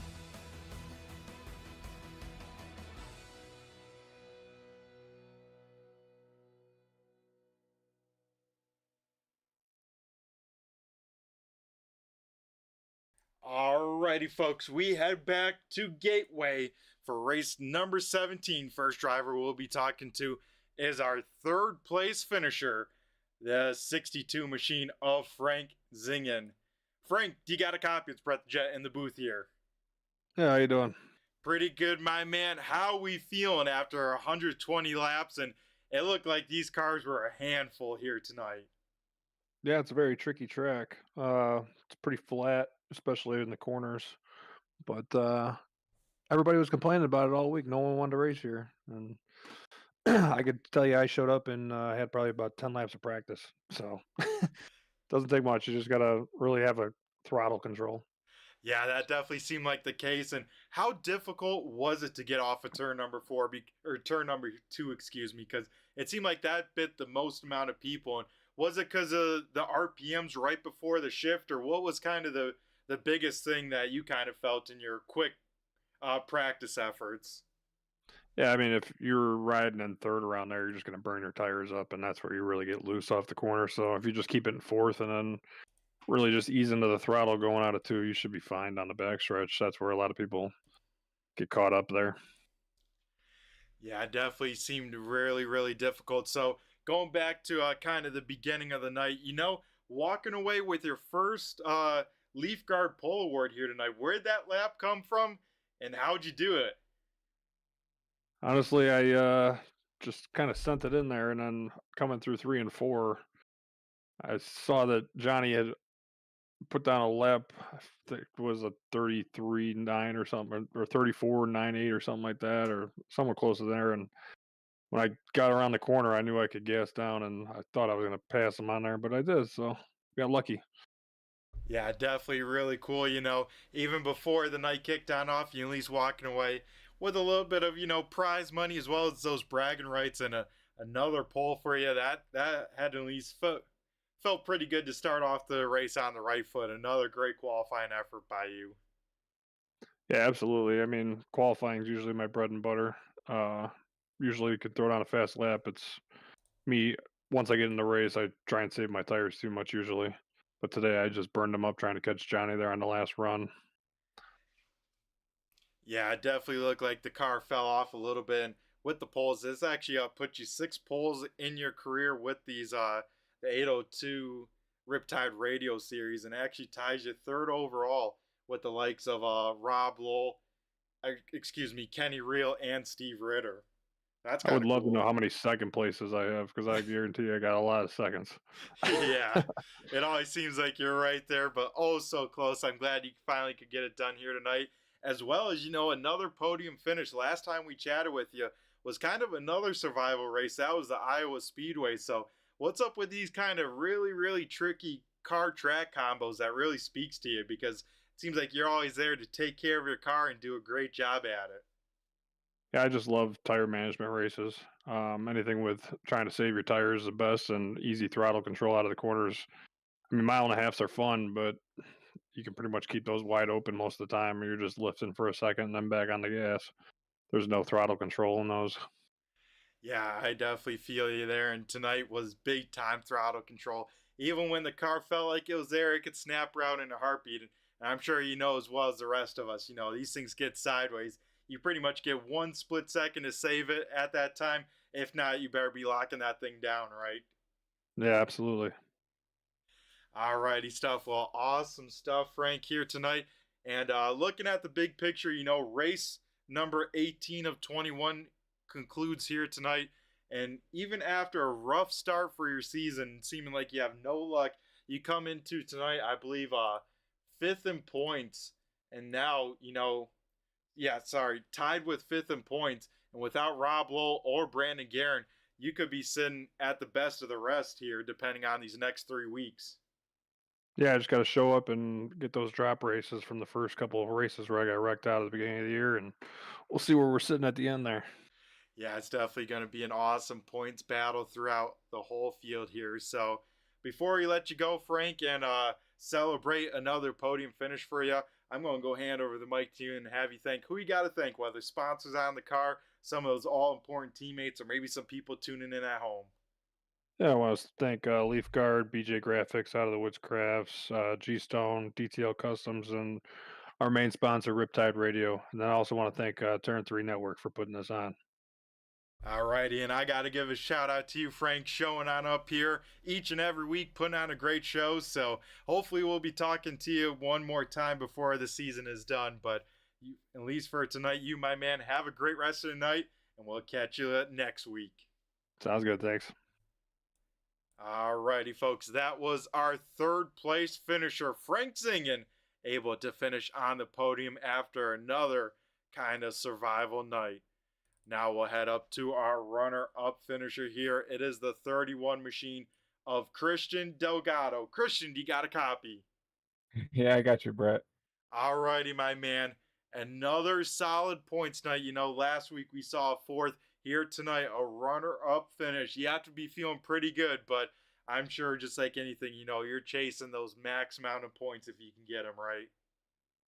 Yeah, I mean, I think we had the best car and just unfortunately gave up the lead in pit road and just couldn't get it back. I think I was talking to Johnny before I got dragged in here. This is probably the worst track that we've ever raced with that's so air dependent and so clean air dependent. Like that second run I got to Johnny, I ran him down and just couldn't do anything with him. And then just had to kind of ride there and hopefully he made a mistake. And then that caution came out and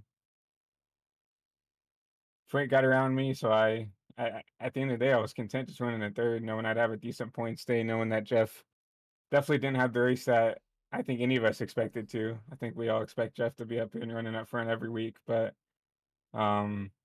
yeah, it's definitely it stings a little bit. I definitely think we had a better car than Jeff, and we're running him down. Just I think just a little too late. Just couldn't get to him in time to try to retake the lead and try to race for the win. But yeah, we'll take a P2 any day. I feel bad for kind of my teammate Cody. I don't know if you guys saw on the broadcast, but I don't know why, but there's just a car stopped out of turn 2, just in the infield, and he got loose, and instead of saving it, that 47 kind of killed his race. But so shout out to Cody. He was pretty fast all race. It looked like he was in the top 5 for most of the race, besides the little incidents he had. But yeah, kind of stings not going to be able to come here and win. But I mean, you can't really complain about a P2. The only thing I really don't want to do is finish behind Johnny or Jeff, and unfortunately, Johnny outdid me tonight. Yeah, you two coming in tied with points for that second position here. So it's going to be a dogfight for these next 3 races. What do you expect with those? You know, we have Richmond, then we go to Vegas, then, of course, Phoenix. So, you know, 3 different tracks, but I don't think any as tricky as what we saw here tonight with Gateway.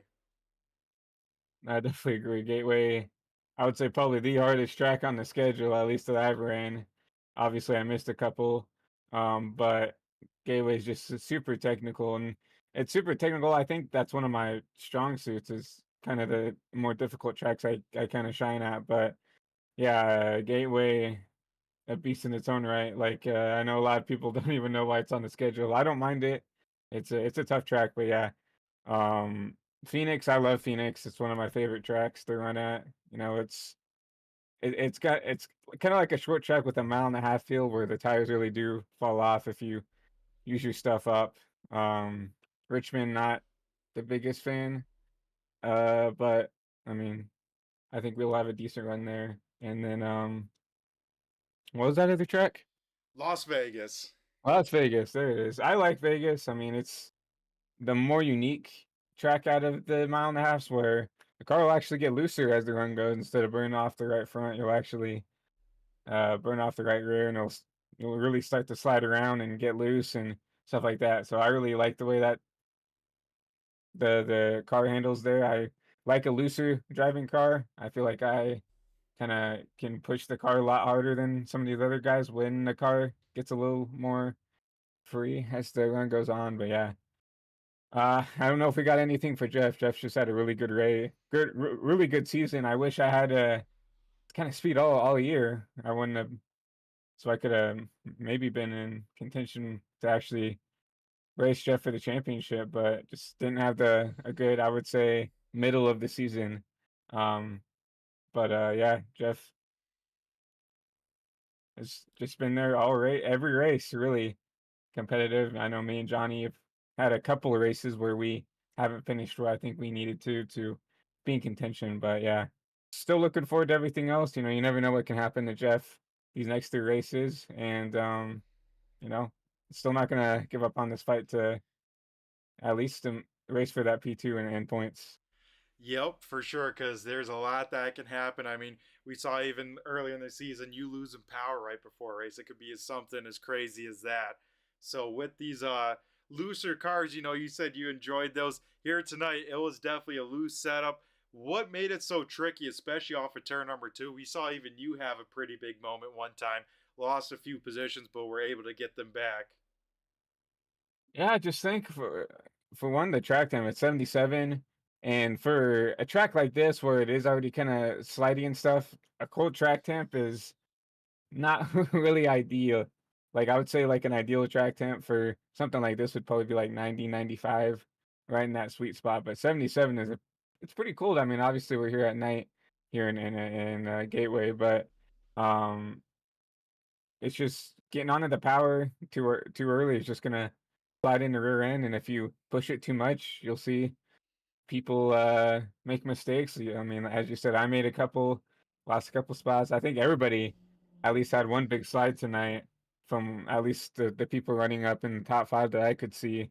And it was just about managing. It really just was about managing the car. The reason why I caught Johnny and Frank at the end is because I could tell that they were pushing a little bit harder, so I backed off my pace.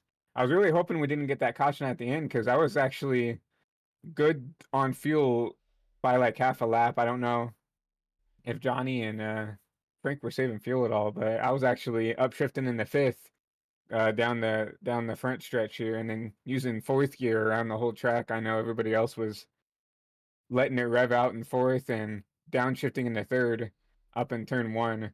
So I really didn't want that caution to come out because I feel like um, I was going to be one of the only guys that were going to be good to go without pitting. But fortunately, got that caution and just couldn't get back up to Johnny, unfortunately.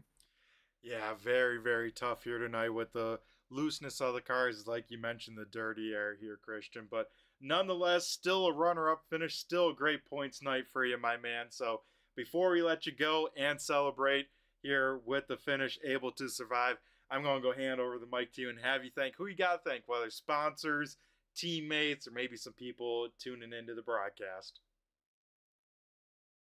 Yeah, first of all, I have to give a huge shout out to my teammate Cody, who kind of hopped in towards the end of the season. Obviously, my former teammates with Sim Motion and stuff, they decided to step out and do something else with their time, which is completely valid. But I appreciate Cody coming back in here and at least giving me someone to talk to in the chat. It's been kind of rough, sitting in the chat by yourself, just kind of, especially in these high pressure situations, super easy to kind of get in your own head and put yourself in spots to, lose out on races. So appreciate Cody for coming in and racing with me and giving me company. But I have to give a huge shout out to the league sponsors, Riptide Radio, the title sponsor for this. If you guys wouldn't mind over on the broadcast, going over and checking them out. Really cool radio station with the old school music and stuff like that.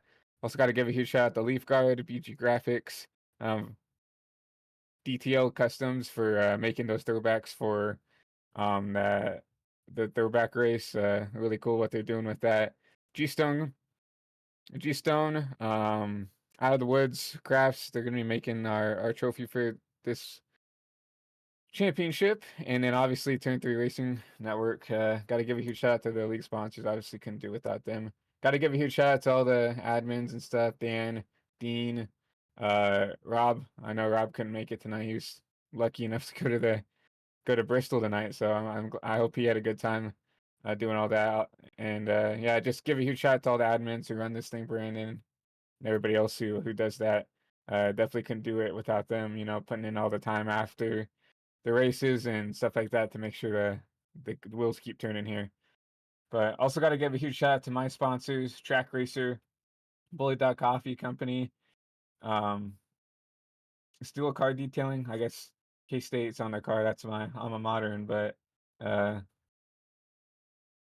also have to give a huge shout out to Adrenaline Racing, which was formerly Sim Motion. Still racing with those guys a bunch. Thank you, John, and everybody over there for pushing to make me a better driver on and off the track and everything else. Got to give a huge shout out to the Bean team. Thank you, Jeff, Soli, Poppy, Peter, all those guys over there, Carter, for being my friend, making me a better person on and off the track. I mean, I don't know what I'd do without you guys. Got to give also a huge shout out to Delta Eagle Designs for helping with paints and graphics and stuff like that. He does a heck of a job. You guys can go over and find him over on Twitter at Delta Eagle 84 over on X or Twitter, whatever you want to call it. And also have to give a huge shout out to the people over at FFC and also Tin Can Racing, Sim Racing Designs. Tyler also does a really good job with the paints and stuff, and a really good friend of mine, and deserves all the shout outs in the world. But lastly, got to give a huge shout out to High Velocity TV. If you guys are looking for any broadcasting outside of 2 and 3 Racing Network, they do also a phenomenal job. But if you guys are looking for a broadcast, we have a bunch of cool custom tickers through ATVO, and also just getting into some road stuff with the IMSA and all that stuff. So if you guys are looking for high-end broadcasts, go over and email us at hvtvbroadcasting@aol.com. Trying to grow out the network as best as we can with our little team. But speaking of broadcasts, Brett, got to give a huge shout out to you for putting on the broadcast and everything else. As a broadcaster, I know how hard it can be sometimes.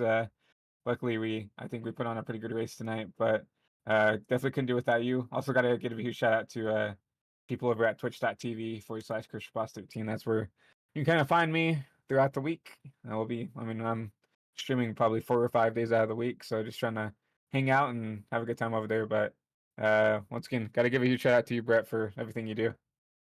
Yeah, I appreciate that, Christian. And I got to give a shout out to you for taking the time out every day, coming out here, being a part of the league, and of course, putting on a great show like you always do. So appreciate you as well, my man. Yeah, I appreciate it. I mean, just excited for next week. Richmond not our best track, but we'll put some practice in. It's probably not one of my best tracks, but we'll definitely put some practice in to get prepared for next week.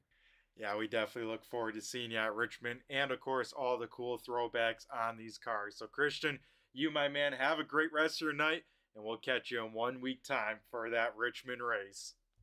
Yeah, thanks a lot, Brett. Alrighty, folks, that was our runner-up finisher, Christian Delgado, able to finish in the second position. Now we head down to our race winner, that being the 6th car of Johnny Barker. Johnny, you got a copy of Brett the Jet in the booth here. Gotcha, Brett. Alrighty, man. How are we feeling? Able to snap that bridesmaid streak from the last 2 weeks and do it in the best way possible by finishing that 1 spot better down here in Victory Lane. Oh man, that was a tough race for sure. I thought at the end, I think when Christian got back to second, I was like, here we go again. But I kind of just kept running my line and trying to maintain the gap we had, and he would gain a little bit, then I'd get it back, and he'd kept going back and 2, and so yeah, I'm really excited about the win. Yeah, definitely another kind of race of attrition, let's say.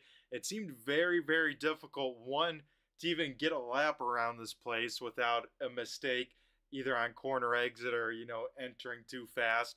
But then on the flip side, too, it seemed really, really difficult to pass. It seemed like that dirty air made a huge effect on the car. Is that what you kind of felt at the beginning when you kind of got shuffled around there a little bit?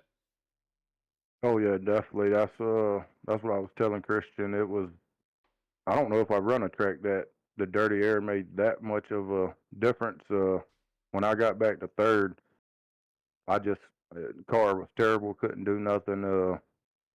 Couldn't pass. It was terrible. And then when I got out front, when Christian had the little mishap on pit road, got the lead, and we fired. I was like, oh yeah, this feels a lot better.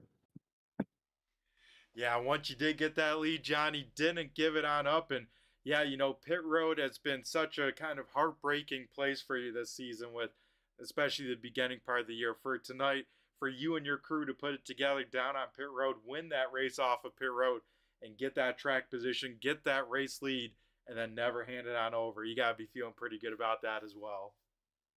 Oh yeah, I said it owes me 1 or 2, so it still owes me another one. So maybe next week.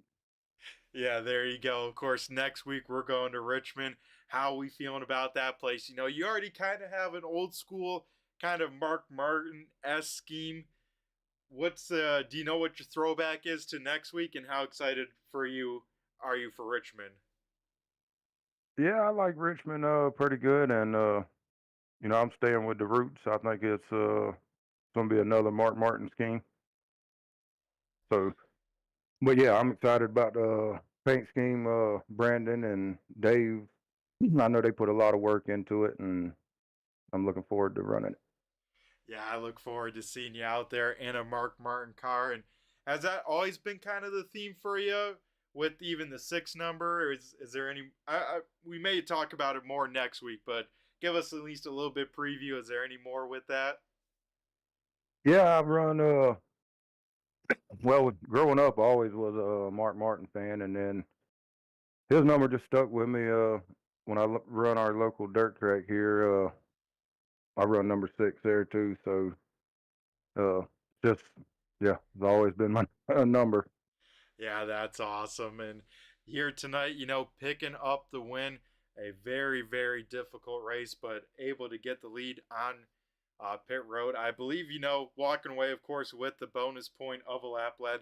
And I'm pretty sure here in this league, you also get point, if not more than 1 point for most laps led, right? So walking away with a great points haul after Jeff Pogo, you know, had a tough, tough night being involved in it, quite a few incidents. Yeah, I hate it for Jeff. I don't want to gain that way, but that's really the only way we are going to catch him if he has a few more mishaps. So I don't know. We're going to see. I know me and Christian. I haven't seen the points, but it's got to be close. Yeah, at least from my end with Sim Racer Hub coming into tonight, you and Christian tied in points for second. So it came down to who finished better of you two. And of course, it's got to be you guys finish 1-2 as well, right? Right, for sure. Yeah, it's that's what I just told him. I was like, it's gonna come down to the wire between us, and like I said, I know Jeff. He had a pretty good lead, so I don't know if we're gonna catch him, but we're gonna try. Yeah, definitely awesome stuff. Only 3 races now left. You know, we talked a little bit about Richmond. Sounds like you feel pretty all right for that place. I assume going to put in some good practice there. How we feel about the other two, Las Vegas and then ending at Phoenix? Phoenix, I'm not too big a fan of. The other two, I think I'll be pretty decent. Phoenix is the one I'm gonna definitely have to put some practice in. But like always, I'll practice 1 or 2 nights at all of them for sure. Yeah, for sure. And me being a little bit of a stats guy here, Johnny. So this is win number 7 of your career here with the Next Gen Riptide Radio series, as well as 3rd win of the season. That now takes you into your own category on your own for 2nd most wins this season. Yeah, that's good. I didn't know that, but yeah, we'll take it for sure. I think what Jeff's got four wins or Uh, 5. yeah, with his win last week, he bumped that number even up to 5 now. Yeah. Well, maybe I can catch him before the season's out. That'd be nice. Yeah, definitely have the opportunity to with, you know, 3 races left. You could definitely even pass him if you go on an absolute tear here. And I assume that's a plan from here on out, right? Oh yeah, definitely. Like I said, we're gonna put some practice in this week. I hated my teammates couldn't make it this week, but uh, we definitely gonna practice this week coming up and be ready for Richmond. Yeah, we definitely look forward to seeing you there next week, and of course, all the great paint schemes. So, Johnny, once again, congrats on the win. Like I mentioned before, able to snap that 2nd place finish the last 2 weeks with the best way possible, a win here tonight. So, before we let you go and continue to celebrate down in Victory Lane here, I'm going to go hand over the mic for the final time tonight to you and have you thank either sponsors. Sadly, those teammates couldn't show on up, but I assume, like always, deserve a good shout out. And then anyone else you want to give a shout out to on the broadcast. Oh yeah, definitely want to give a shout out. Shout out to my teammates, Rob and Nick, and all of them. And I've been needing to do this, so I want to thank another one of my teammates ain't been racing, Dave, for he's the one that made this paint for me. So want to thank him for that for sure. And Rob, he sent me over this morning a setup because I practiced twice this week and I was totally lost. So he couldn't make it, but he did look out for me and sent that over, and it made a tremendous difference. So definitely want to give him a shout out. Want to thank all the league sponsors and admins for doing everything they do, and of course, always thank you for the broadcast. Yep, awesome stuff. Appreciate it, Johnny, and thank you for going out here, spending your Sunday nights with us, as well as putting on the great show like you always do, my man. All right, thank you, Brett. All righty, Johnny. Well, we'll let you go party it on up here down in Victory Lane. So you have a great rest of the night, and we'll see you next week at Richmond. You too. All righty, folks. That was our race winner getting the job done, Johnny Barker, picking up his third win of the season. So let's head on over here to get things wrapped on up and get on out of here at a decent time. So we'll now head on down, check out our race results here tonight from race number 18. The Gateway Arch 150 race results look like the following. Johnny Barker in the number 6 will pick up the win here tonight. Christian Delgado, he and Johnny in a fierce points battle. Delgado will finish second. Frank Zingen in the 62 will round out the podium here tonight. Going to pick up another podium on the season, so a great run for him. I got to talk about this guy right here. Max Cost in the 63 machine drove up from 13th to 4th. Biggest mover of the night. He did a heck of a job there, so want to give a shout out to Max there and a great run he had. And then same with this guy, Dustin Coggin, lost 5th, able to fight for it back and finish with another top 5 of the season. Dustin Coggin in the 42 rounds out the top 5. Finishing 6th will be the 90 car. That is Stephen Holmes. 7th going to Dan Dill in the 81. Ariba Caton in the 30, able to get another top 10 finish. He will finish 8th. 9th going to the 3 car, Cody Meadows. And then it is our points leader, Jeff Pogo, rounding out the top 10. Finishing 11th will be the 47. That is John Beal. 12th going to Austin Smith in the 33. Cody Brewer, tough night for him. In the 12 car, he will finish 13th.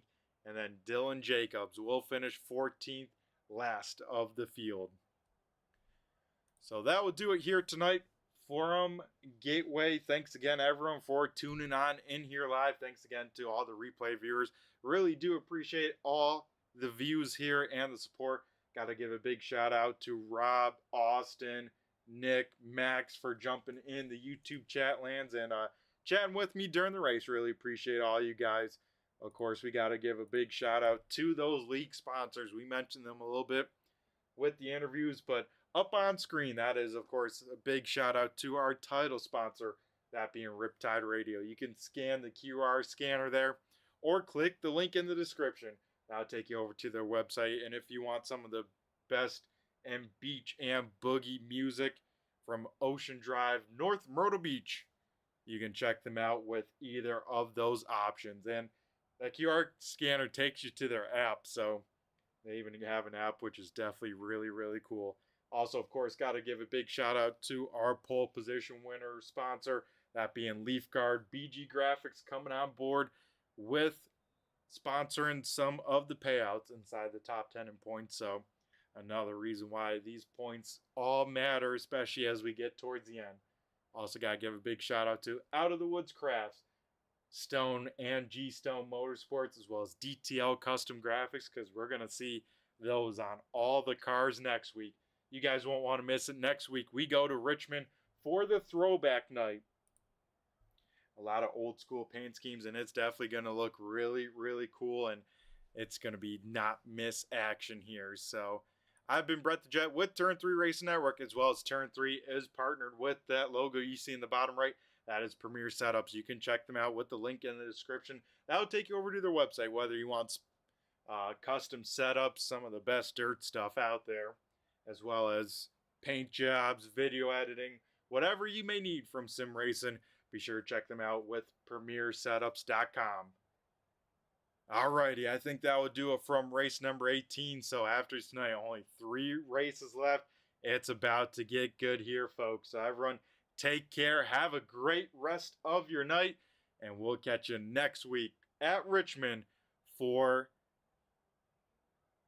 the throwback night. So everyone, take care. Have a great Easter on next Sunday. Stay safe. And we'll catch you next Sunday night for race number 19. I've been Brett the Jet, and I just flew by you. Have a good one.